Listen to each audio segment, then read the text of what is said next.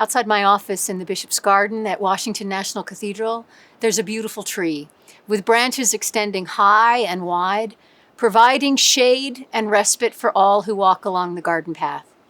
It's over 100 years old, which means that over 100 years ago, someone planted that tree. And over the years, others have cared for it, and here it remains as a gift to us all. Images of seed and growth and soil and harvest abound in Holy Scripture for good reason. In his letter to the newly established church community in Corinth, St. Paul writes, "I planted your spiritual life. Apollos, one of the other early leaders, watered, and God gave the growth." We've chosen as the annual stewardship theme for the Diocese of Washington this year, planting seeds, as a simple way to remind us all of the privilege it is to join with God in planting seeds of life and hope and commitment in faithfulness to Jesus and his way of love in our world. We plant seeds whenever we give something of ourselves, be it our time, our particular talents, and our money, in service to what is good.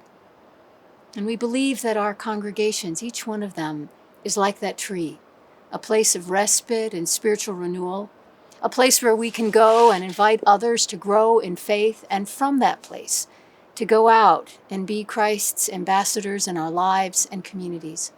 Our congregations are places of witness and community and inspiration. Your gifts and mine sustain and strengthen our congregations, from which we benefit now. But equally, if not more important, is how our communities live on in time and will be there for those who will come after us, just as those whose seeds were planted long ago, like that tree, are the ones from which we benefit now.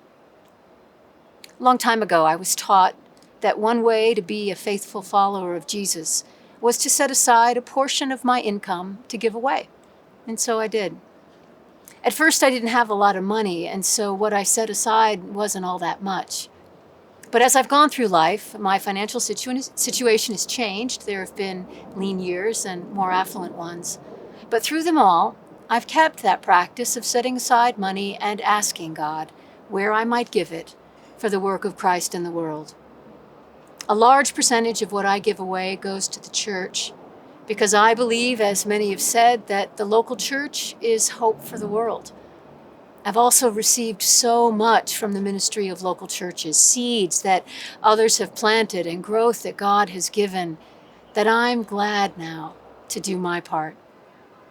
When the time comes for you to make your offering to the congregation that is your spiritual home, I hope you remember the seeds that others have planted that grew into sources of life from which you have benefited. And then make your offering to God, trusting that other seeds will be joined with yours, and still others will provide water, and God will give the growth.